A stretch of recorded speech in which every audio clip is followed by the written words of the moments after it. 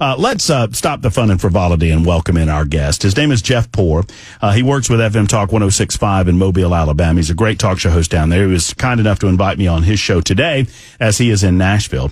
He also is the editor-in-chief of 1819 News. If you've never been to 1819 News, I mean, I know they talk a lot of Alabama politics, but they also talk about the United States of America and beyond, and it's a great publication to go to, 1819 News. Jeff Poor joins us in studio. Hello, sir. Hey, thanks for having me. Man, it's good to have you. Thanks for having me today. It was a lot of fun catching up. Yeah, we hadn't done this in a while, have we? I know. And it was but it was like it's just like an old pair of shoes. Just the Birmingham days. Yeah, I know when you would stop by in Beeham because just randomly. But you're you're one of these guys with like 18 different jobs. You work at 1819. You got I didn't even mention Breitbart.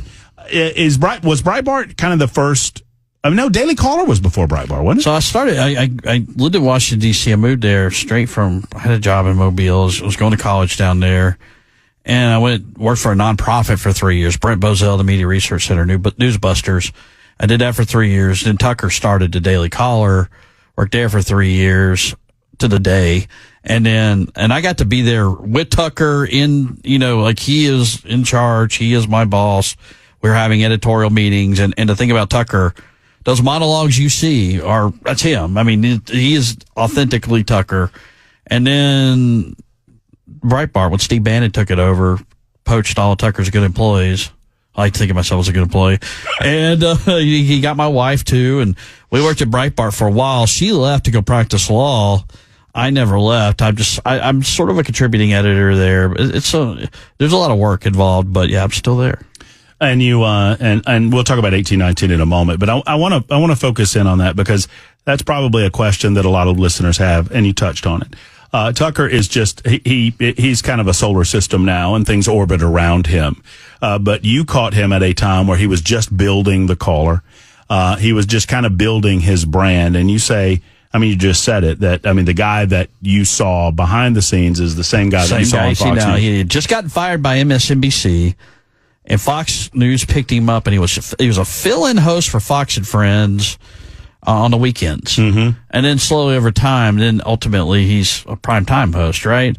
But he had decided, well, I need to go find something else to do, and he launched the Daily Caller. And his friend Neil Patel used to work for Cheney during the Bush administration, partnered up on it. And it was a cool time to be in D.C. then.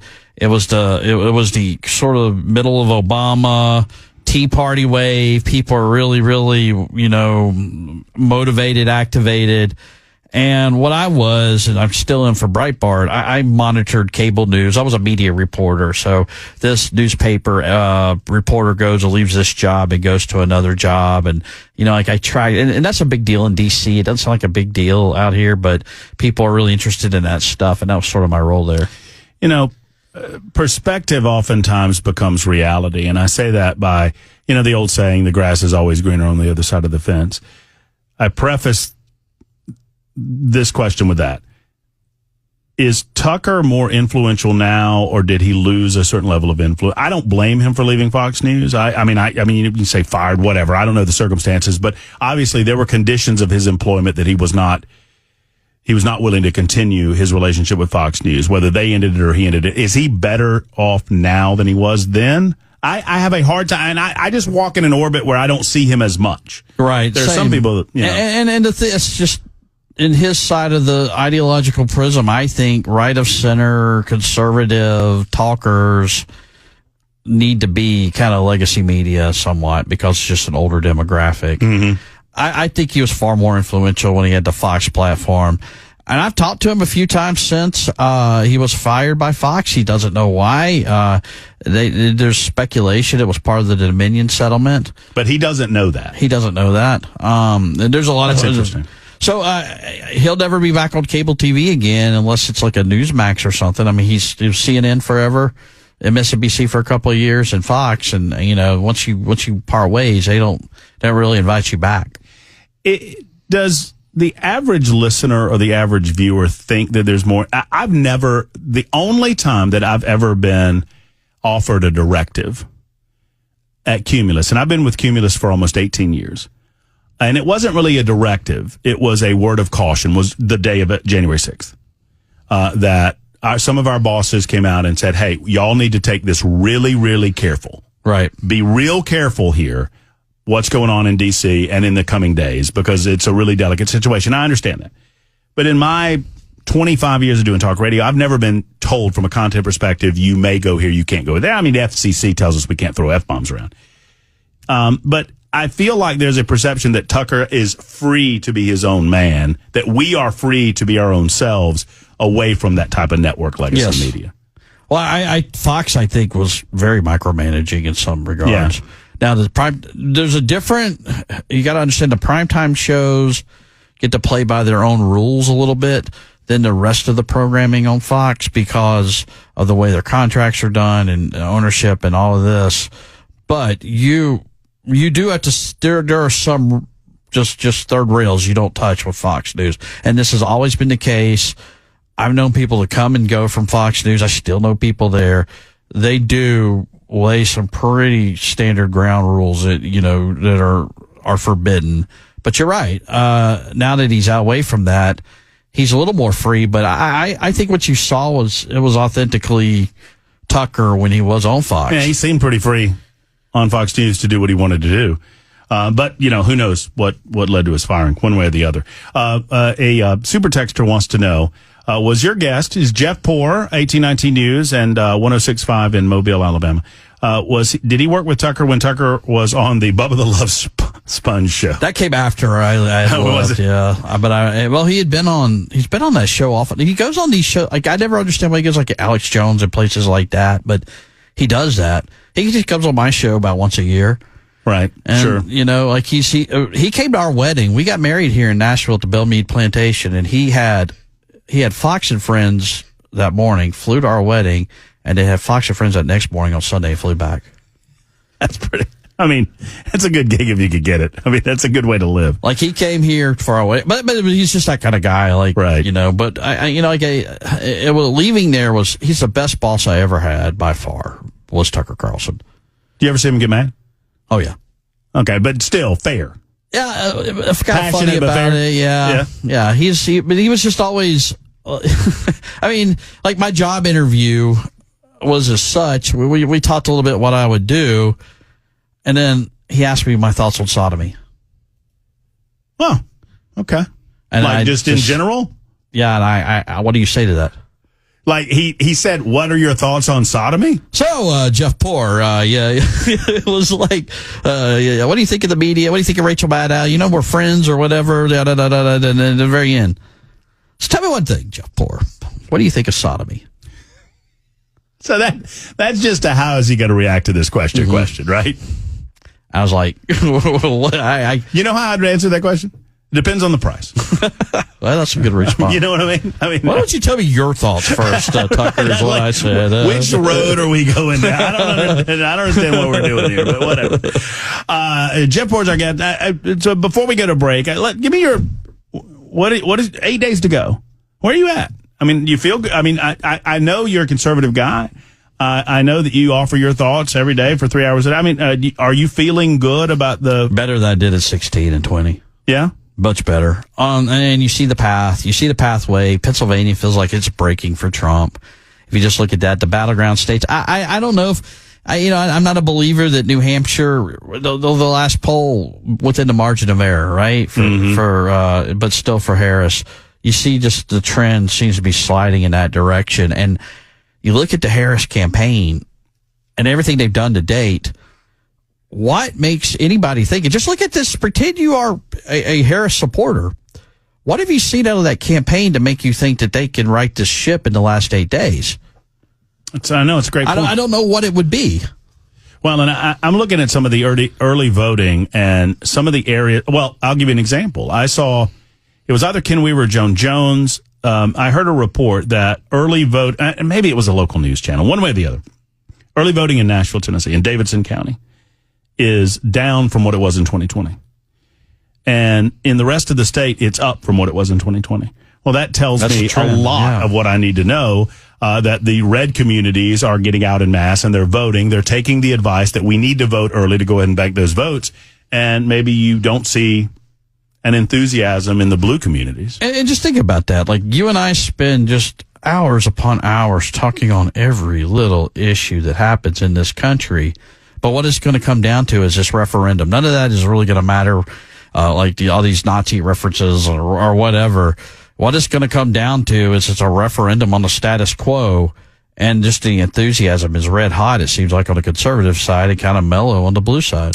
Jeff Poor's with us. He's been with the Daily Caller. He is with Breitbart. He is with 1819 News and has his own show down in Mobile, Alabama. We'll continue the conversation. We'll talk about the level of rhetoric that has ramped up over the last several weeks amongst the Democrats in a moment. It's Super Talk 99.7 WTN. Thank you, Ken Weaver. About 5 minutes away from that newscast. Jeff Poor's with us. He is the editor-in-chief of 1819 News. He has also been with he's still with Breitbart, been with Daily Caller, and hosts his own show at 106.5 in Mobile. He's in town visiting the in-laws, and we invited him to stop by before he goes out to the airport, and appreciate him being by. So, the messaging behind the Harris campaign, it's why they didn't want her to begin with, right? Hold on just a second. Bell, help me out. Thank you. It's amateur hour. It really is. I mean, you talked about this on my show earlier with you. It's just like this is a impromptu presidential campaign. And, when you run for president, you start right after the midterms. You do exploratory committees. You go fundraise. You have a fundraising stump speech. You have a campaign stump speech. You go through people on your campaign staff. You have this attrition, and you figure out, once you get past the primaries and into the general election, you have the right people, you have the right chemistry, you have the right messaging, you focus grouped it, you've checked all these boxes.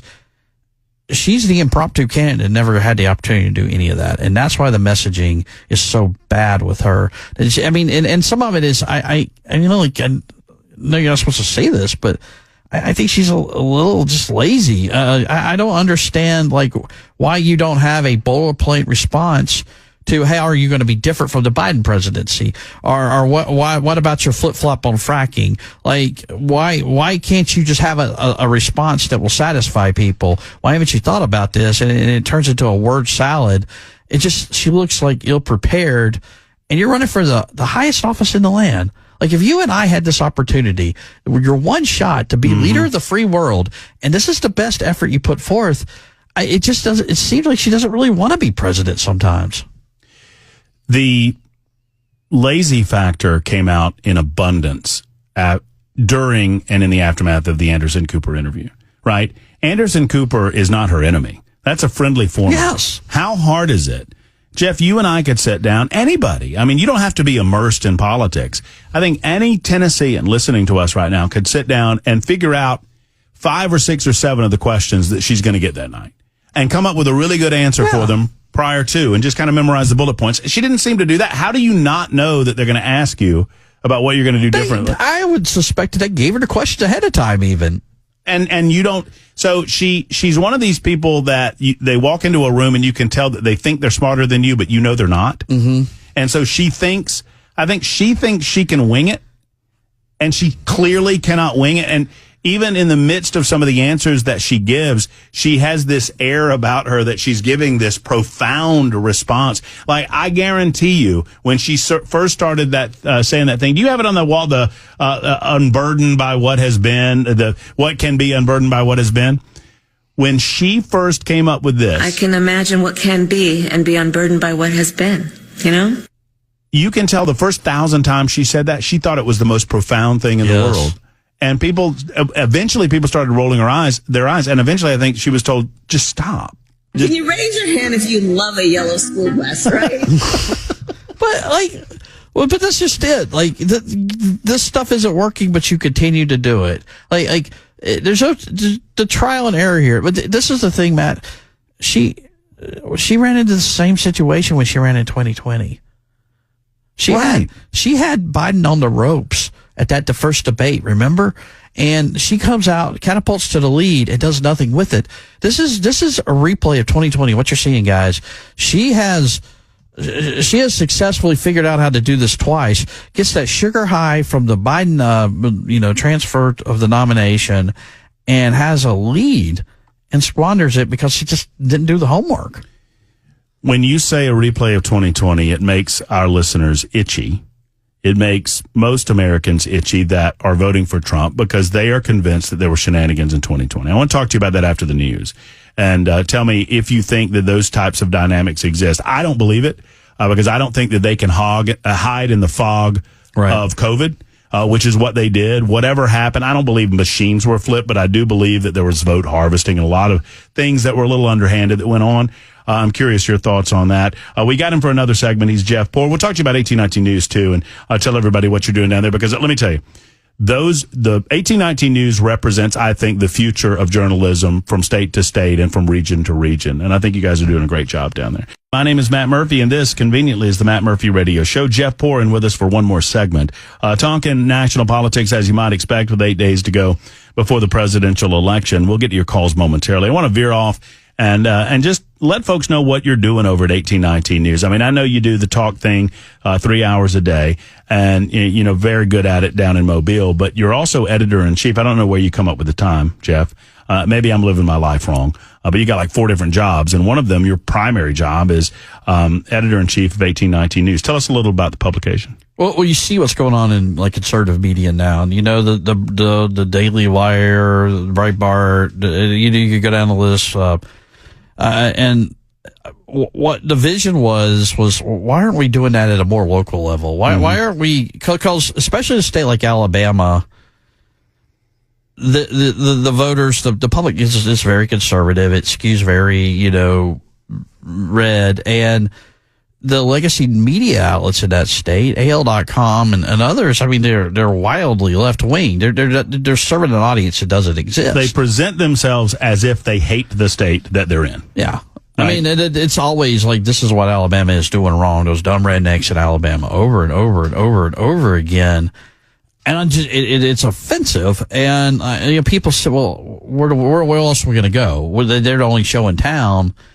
And there's other sites, but they're, you know, all these states are kind of weird. You'll see these news sites and they're sponsored by like the Chamber of Commerce or whatever, or some interest, and they serve a purpose, and that's fine. But the 1819 vision was a little different in that we want to build a brand, a company that's geared more toward your average Alabamian and their sensibilities about not just politics, but culture as well. And you see all these shifts into culture. We're being told that we had to offer these kinds of library books, that we must accept this, like, this pronoun culture. And then this stuff is it's not cool with a lot of people who live in Alabama who are just, you know, they want to pay their taxes or whatever. They want to know what's going on. So trying to fill that void, and that's the whole 1819 concept. It's to bring it down locally and cover the state house and the bigger cities and where things matter, because you're not going to get like coverage of the Alabama legislature from Breitbart. I mean, you're just not, right? So where do you go for that? And that stuff is important. Well, and the commentary and the role that we fill on talk radio is one thing, and you do that as well at 1819 with opinion pieces and commentary pieces, and you have a podcast, you know, division. Right. But I think people also just want to feel like they're getting told the news without bias. Like the real story without someone putting their thumb on the scale. I don't believe for a second that #NeverCNN doesn't vet what stories they're going to tell based on who it might look good for down the road or who it might hurt down the road. I mean, and if you're putting your thumb on a news story, not a commentary piece, but on a news story already, then I don't know that I'm getting the real deal. Or it's bias by omission. Something big happens, and well, we're not going to talk about that today. We're going to downplay that. Well, look how quickly the Trump assassination deal left. Yeah, I mean, they felt like they had to do it for a week or so, but once Kamala became the nominee, that's off the front page. We're going to do 20 segments about a Nazi rally at Madison Square Garden and just how it's the Madison Square Garden that Trump's rally's at, and we're going to draw these unnecessary, unfounded correlations between the two. And there's stuff like that goes on, but it goes on locally as well. Sure. They're just not as good at it, or they would have moved up to the major leagues. It's kind of a minor league thing they got going on, but there still has to be a counter to that. And I mean, I think building a company based on that, there's a demand for it. People want that stuff, and that's sort of where 1819 fills that void. Well, and I'll tell you, I wrote, for those that didn't know me before I came to Nashville, I wrote briefly for 1819 News, and I was blessed to be able to write a few commentary pieces for the publication right before you got there. And I knew that I was in the right place. I submitted an editorial, and it was directly, now, Kay Ivey is our Republican governor in Alabama, and she was beloved by so many conservatives, won her reelection campaign by like 65%. And I wrote a piece saying Kay Ivey is just our version of Joe Biden. Right. And it was, a pretty pointed assertion that Kay Ivey wasn't really running the show. And I knew where I was writing that, the platform I was writing that on. And I knew that I would probably upset a lot of conservatives that were not only readers, but also maybe contributors and also, people that, spent money advertising. Never said a word. As a matter of fact, the only thing I got was thumbs up because that is, right? Because that's the idea is that you want a robust discussion, differing ideas. That's what makes this country great. Yeah, you don't just want to echo Republican chamber talking points right. or whatever. That because we know them. We've heard them all our careers, right? We know what they say about taxes or whatever or regulations. We know the standard Republican talking point. And I'm not saying you just go be provocative for the sake of being provocative, but sometimes you have to throw an inside pitch to move them off the plate. Mm-hmm. No doubt. So with that in mind, are you concerned? Let's focus on this election. Are you concerned? There's a general feeling in the fog of COVID that there was a good amount of, I say shenanigans because that's kind of an all-encompassing word. That's using the system that you're handed because of COVID to your own advantage. That's vote harvesting, which is illegal in so many states that they did it. But that's also some of the underhanded stuff that we've heard about the last 4 years. Are you concerned as much about that in 2024? Not as much. I mean, I still think it will go on, but I think the places it will go on, it's just they're going to go blue anyway. I think the states like what Georgia did, what they lost the All-Star game for, tightens that up a little bit. I think people are more aware. And if you talk to these people that work at the Republican National Committee, they've lawyered up. They didn't lawyer up in 2020. They're much better and on their game this time. Look, they cheated in 2020 and they just barely won that thing. Mm-hmm. The election's on Tuesday. They don't call it till Saturday. And, Trump has all this stuff going against him and yet they just still barely pull it off. And I said, after that election, I said, they're not going to be able to do this ever again the way the Democrats won that election. They've got to, do better next time. And then they haven't. But I think these state legislatures and just the Republican machinery is finally in work. They put things in place here to keep that from ever happening again. The events over the weekend, I think, are very indicative of where we are from an internal polling perspective and where they see the battleground states breaking. Because it feels like, your thought on it, it feels like there's an increasing desperation that, but if you're, it's that old scene from Spinal Tap. I don't know if you've ever seen the movie This Is Spinal Tap, where the guy's talking about his amplifier and he says, this one goes to 11. And the guy's like, well, what do you mean it goes to 11? Well, it's louder, isn't it? Normal amps go to 10. This one goes to 11. And the guy's like, why don't you just make 10 louder? And there's a long pause and he goes, no, this goes to 11. and I've said that the media and the Democrats have been at an 11 with Donald Trump for 3 years. They've got no place to go. Yes, and I think this is an important point because I think America at large is spent on this hysteria. And that's why I think if this comes and goes and Trump proves to be victorious, you're not going to have the level of outrage you had because they have totally depleted that account. People are just tired of being outraged about what, this Trump guy? I got to move on with my life, guys. Y'all spun me into this craziness for too long now. And I think the public, it's just sort of, it's just indicative of talking about blue areas in their early voting behavior. It looks like there's no enthusiasm there. I just don't think there's going to be the quote unquote enthusiasm there for another riot, and there'll be some of that, but it's not going to be as big as a lot of people might expect. And we were talking on your show earlier today, and I want to introduce it to this. I mean, what does Kamala Harris believe in? I mean, we've got 8 days to go before the election, and outside of abortion on demand, I can't tell you a thing that she believes in, that I think she truly believes in, that she's not waffled on at some point during her public life and public career. And she's not, so if you have not defined yourself with 8 days to go before an election, and I'm trying to look at this as objectively, I know I'm subjective, but objectively, I can't find things that she believes in, because I can find you an instance where she said the other thing at some point along the line. I think it's the strategists have said, look, none of that matters. You just kill time, be a warm body. You're going to get elected because Trump is so bad. He is so bad, people will come out to vote against him. They're going to be wrong. I mean, it's going to be what has happened. And I think, Trump is still out there doing things. I don't think he's quite as in your face as he's been in the past. And what that's going to do, guys, is it's going to create this election. I think is going to be a referendum on the status quo. How do you think Vance has done as a running mate? Really well. I mean, he's doing the blocking and tackling that probably you couldn't put Trump in. You watch him on these Sunday shows. He's cool, collected. He doesn't, he responds in a measured tone, but he does kind of put these media talking heads on their heels. You mentioned the rally over the weekend, described by Democrats as it is amazing. I mean, think about this stretch, guys. And I don't think we've talked about it since it happened, but Jeff referred to it. That Donald Trump wants to have a rally in Madison Square Garden in New York City. It's an obvious place to go.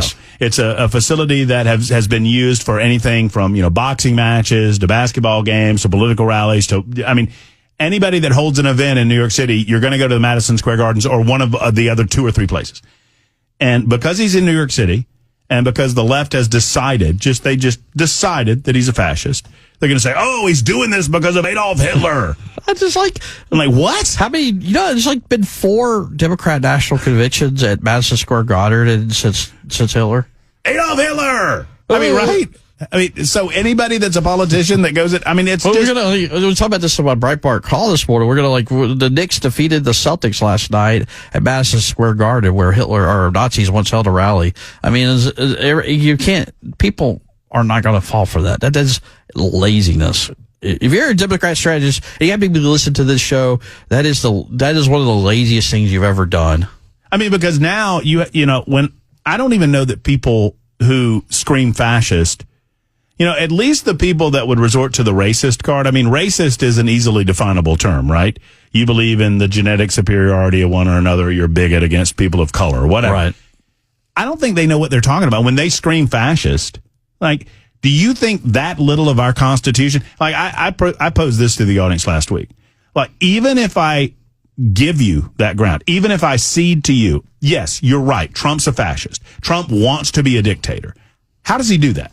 Just walk me through how that happened. He becomes president, then how does he become a dictator? He just tells the military to go sack the Capitol. And won't do it. Then we'll get to court right after that. They won't do it. Right? It's not going to happen, yeah. Right? And you would have to have the Congress of the United States of America say, hey, we don't want to be an equal branch of government anymore. Take it away, executive branch. He couldn't do it if he wanted to. They're calling half the country fascist or fascist supporters, right. and that doesn't help their brand either. If you thought you could maybe move some of those votes, you're never going to be able to. All right, so I got a lot of people responding to our conversation, but one in particular, I just need to make sure. Our good friend, the late great Phil Valentine used to call these Van Gogh listeners. God bless you.